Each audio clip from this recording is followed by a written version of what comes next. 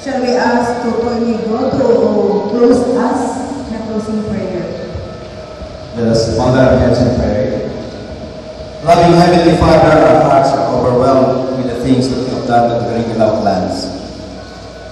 This now, Lord, is a circle of prayer. At the same time, a circle of the family's connection to each other. Your blessings have gushed towards us, Lord, like streams.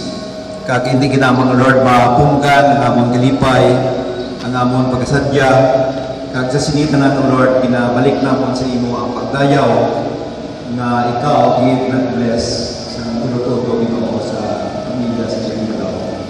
Lord, we ask that each and every one is represented here, each individual, Lord, bearing this name, will glorify you because of what happened this day.